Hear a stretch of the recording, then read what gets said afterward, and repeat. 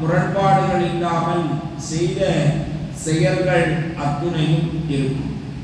அதே நேரத்தில் சில செயல்பாடுகள் நாம் இந்த பட்டோலையை வாங்கி பார்க்கின்ற பொழுது, படிக்கின்ற பொழுது நாம் செய்த சில செயல்பாடுகள் அவைகளில் வலுவில்லாமல் இருக்கும். அதை கண்டு அடியான் ஆச்சரியப்படுவான். நாம் இதை செய்தோமே, இந்த காரியங்கள் இதில் இல்லையே என்பதால். அதற்கு இந்த அடியான் அல்லாஹ்விடம் நாளை முறையிடுகின்ற பொழுது அல்லாஹ் ரப்பல் ஆலமீன் சொல்வானா, நீ அந்த காரியங்கள் செய்தாய், அதனை உன்னுடைய நீ செய்த அந்த காரியத்திற்கு பகரமாக உன்னுடைய வாரிசுகள், உன்னுடைய உறவுகள், உன்னுடைய நட்புகள் இது போன்ற பிரார்த்தனையை பகரத்தை செய்த காரணத்தால் அந்த காரியத்தை நான் மறைத்து விட்டேன் என்று அல்லாஹ் ரப்பல் ஆலமீன் அந்த அடியானுக்கு இடத்தில் சொல்வதாக நபிகள் நாயகம் ஸல்லல்லாஹு அலைஹி வஸல்லம் அவர்கள் கூறினார்.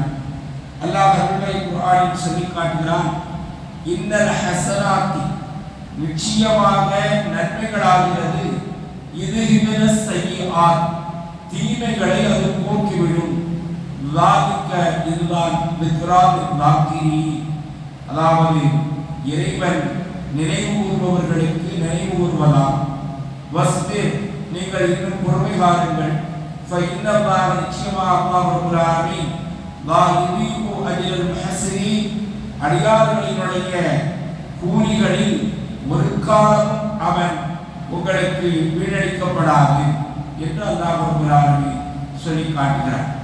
ஆகையால் நாம் வாழும் காலங்களில் நன்மை செய்தாலும் செய்யாவிட்டாலும் நம்முடைய வாரிசுகள், குடும்பங்கள், நம்முடைய நட்புகள் அவர்களுக்கு மத்தியில் நமக்கான நன்மையை செய்யும்படியான ஒரு ஏவுதலை, ஒரு வேண்டுதலை நாம் வைக்க வேண்டும்.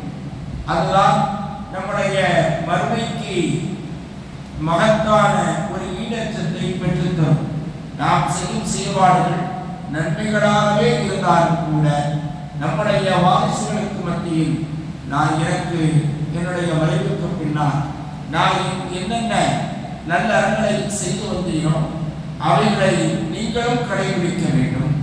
நான் என்னென்ன நலவான விஷயங்களில், நன்மையான விஷயங்களில் என்னுடைய பங்களிப்பை உடலால், பொருளால், அறிவால், சிந்தனையால், ஆலோசனையால் எவைகளின் மூலமெல்லாம் நான் முன்னெடுத்து இந்த உலகத்தில் வாழ்த்தேனோ அந்த வாழ்க்கையை வாரிசுகளாகிய நீங்கள் பின்பற்ற வேண்டும் என்று உபதேசிப்பது